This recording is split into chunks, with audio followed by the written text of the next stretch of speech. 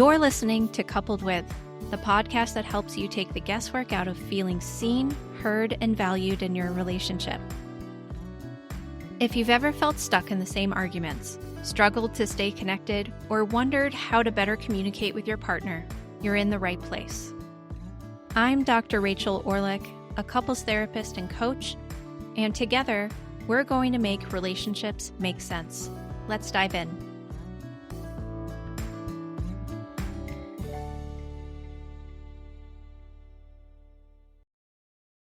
Emotional closeness is supposed to feel good, warm, connecting, reassuring.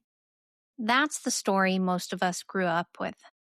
When you love each other, closeness should feel easy, natural, almost automatic. So when it starts to feel heavy, awkward, or strangely hard, people don't get curious. They get worried. They start wondering what's wrong with the relationship, or worse, what's wrong with them. We've been given a very specific message about love. If it's hard, it's not the right fit. If closeness feels tense, you're incompatible. If you have to work at it, you're doing it wrong. Movies, social media, and even some self-help language sell us a version of love that's intense, seamless, and deeply connected at all times. But that version of love isn't built for real long-term relationships. So when emotional closeness doesn't feel like a rom-com highlight reel, people assume something has gone wrong. They worry they chose the wrong partner, that they're too much or not enough. Even people in therapy or coaching quietly wonder why the work hasn't made things feel easier, why closeness still takes effort, why it sometimes feels safer to pull back rather than lean in. Here's what I want to offer upfront right now. Emotional closeness isn't meant to be effortless all the time. Real relationships move in and out of connection. They have long stretches of normal closeness, moments of distance, and periods where reconnection takes work. None of that means the relationship is broken. In this episode, we're going to talk about why emotional closeness so often feels harder than we think it should, and why that difficulty is not a sign of failure or incompatibility. We'll bust some of the myths that keep people panicking about normal relational experiences and start reframing closeness as something that's built, lost, and rebuilt over time.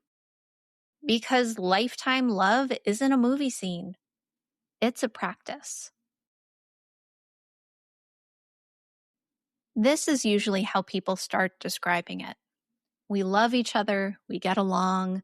On paper, things look good. But closeness feels complicated. Not bad exactly, just heavier than expected. Conversations feel loaded. Reaching for each other takes more effort.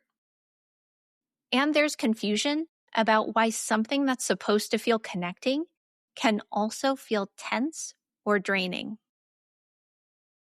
I hear this a lot from my clients, especially people who are thoughtful and self-aware. They're not avoiding intimacy. They're trying. One client told me, I don't understand why being close feels like work when we're not even in crisis. They weren't disconnected in an obvious way, but every emotionally meaningful conversation felt like it carried weight. Like there was a pressure to get it right, to stay connected, to not mess it up. For some people, that pressure shows up as leaning in harder, more talking, more processing, more checking to make sure everything is okay. They're seeking reassurance that the closeness is still there. For others, it shows up as pulling back, less vulnerability, more surface level interaction. Not because they don't care, but because closeness starts to feel like something that demands energy that they're not sure that they have. What's important to notice is that this usually isn't about lack of love. It's about what closeness has come to mean. When being close starts to feel like responsibility, emotional vigilance, or risk, the nervous system stops experiencing it as rest. It becomes something to manage. This is where people start telling themselves stories. Maybe we're not compatible. Maybe I'm bad at intimacy. Maybe I need too much or can't give enough. Because we've been taught that the right relationship should feel easy. These experiences get interpreted as red flags instead of signals. So when closeness feels hard, the question isn't what's wrong with us. It's what closeness has come to represent, and whether it's carrying more than it was meant to.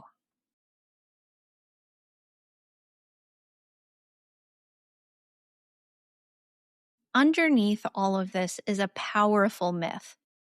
If the relationship is right, closeness should feel natural and effortless. When it doesn't, we assume something is wrong with the fit, the partner, or ourselves. We don't question the myth, we question the relationship. And that belief sets people up to panic the moment closeness requires work. Rom-coms and cultural love stories reinforce this constantly. They show passion without fatigue, intimacy without interruption, and connection without maintenance.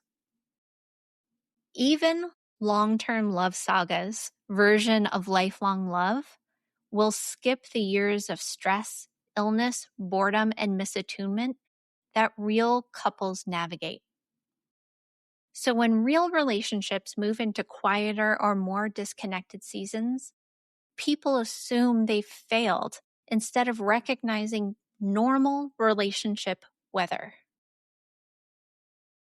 This myth also sneaks into therapy and coaching spaces.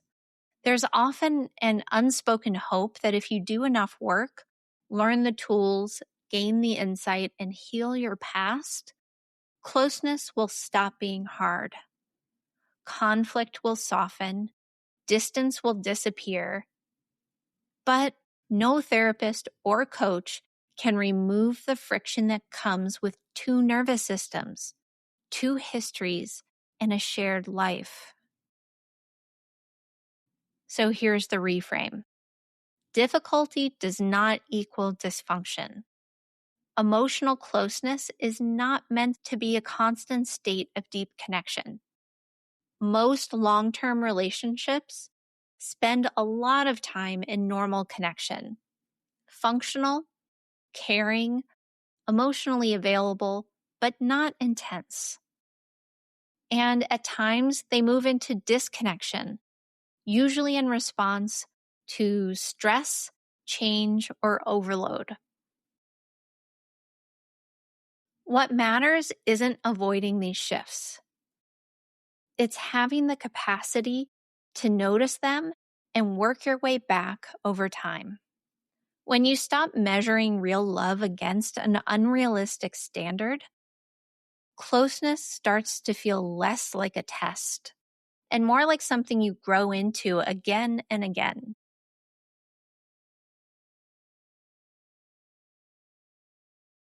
From a nervous system perspective, it makes complete sense that closeness can feel hard. Closeness activates attachment. It brings vulnerability, dependence, and the possibility of loss online all at once. When you're emotionally close, your nervous system isn't just enjoying connection, it's also scanning for safety. That means closeness can feel warm and risky at the same time. When the nervous system senses risk, It shifts into protection.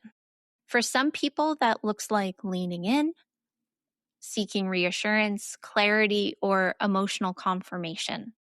For others, it looks like pulling back, creating space, numbing out, or staying surface level. These aren't character flaws. They're protective strategies designed to manage intensity. Attachment history shapes this. If closeness once came with unpredictability, emotional burden, or the need to manage someone else's feelings, your system learned to stay alert. Even in healthy adult relationships, that learning doesn't vanish. So as closeness deepens, your body may brace for something heavy, even when your adult mind knows that you're safe. Over time, this can quietly change how closeness feels. Instead of a place to rest, it becomes a place of effort, a place where you have to show up correctly, stay regulated, and not mess things up. Emotional intimacy starts to feel like work, not because you don't want it, but because your nervous system associates closeness with vigilance. This is also why disconnection is so common. When the system gets overloaded, distance becomes a form of regulation. Pulling back can help the body settle, even if it creates emotional discomfort. Disconnection isn't always avoidance. Often it's the body saying, "This is a lot right now." The problem isn't that distance shows up. It's how quickly we interpret it as danger. Healthy relationships aren't defined by constant closeness. They're defined by the ability to move between closeness, distance, and repair without panic.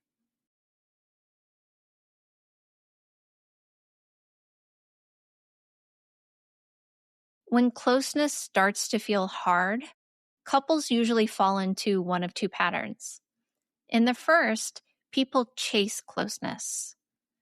This is where you talk more, process more, check in more, trying to get things back to connection as quickly as possible. Every wobble feels like something that has to be addressed immediately. In this pattern, normal dips feel threatening.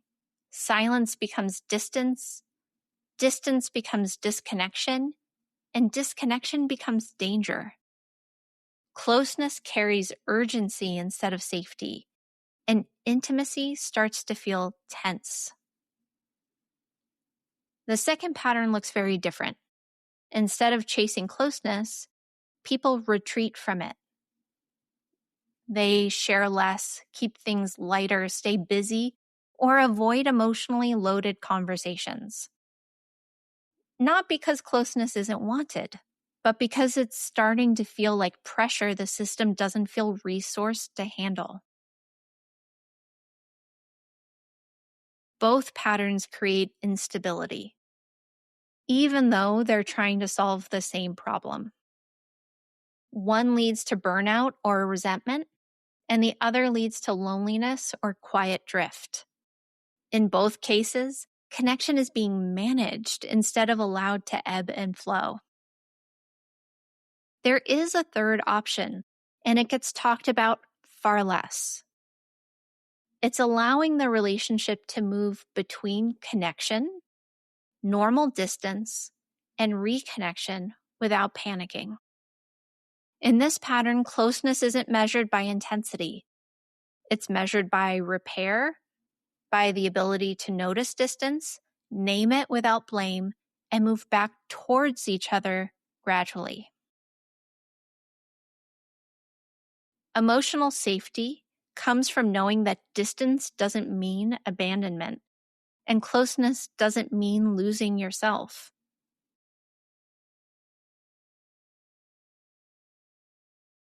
Once people realize closeness isn't meant to be constant, the question becomes, what do we actually do differently?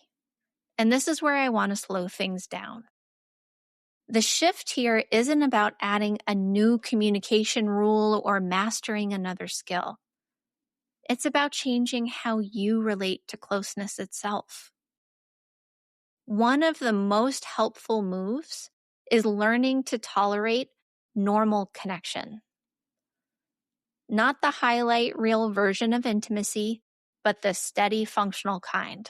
Sharing life, coordinating logistics, offering care, being emotionally available without digging into depth every time you talk. Normal connection isn't a problem state. It's the foundation that makes deeper closeness possible without burning your nervous system out. This also means allowing for periods of disconnection without treating them like emergencies. Disconnection often shows up when life is heavy, with stress, illness, transitions, and grief. Instead of asking, how do we get closeness back right now? The question becomes, how do we stay oriented to each other while this is hard? Practically, that might look like naming where you are without demanding resolution. Choosing regulation before repair. Giving yourself time to settle before going deep. These aren't avoidance strategies, they're safety strategies. It's learning how to tolerate discomfort. Another key shift is taking some emotional weight off the relationship itself. When every hard feeling has to be processed together, closeness starts to feel like work. Expanding support through friends, therapy, creativity, and movement can give the relationship a little bit more room to breathe and can help you regulate so that you can come back to your partner and talk about what's really important. Over time, closeness starts to feel less urgent and more accessible. You move toward it when there's space and step back when things are heavy, without interpreting either as failure. The goal isn't perfect intimacy, it's sustainability.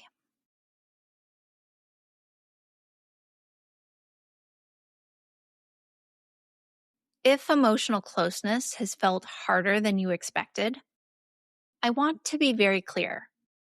That doesn't mean you're failing at love. It doesn't mean you chose the wrong partner. It means you're in a real relationship with real nervous systems and real life shaping how closeness shows up. One of the most damaging myths about love is that the right relationship should feel deeply connected all the time. Long-term relationships just don't work that way. They move through seasons of depth, normal connection, distance, and repair. Health isn't the absence of distance. It's the ability to come back.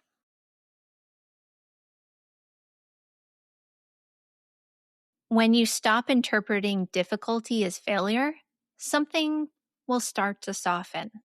You panic less when closeness feels off. You get curious instead of reactive. That shift alone creates more safety than any perfectly timed conversation. Therapy and coaching can help you understand patterns and repair more cleanly, but no one can promise constant emotional depth.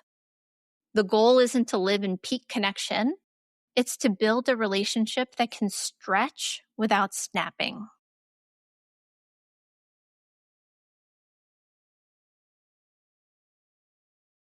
Most of the time, healthy relationships live in normal connection.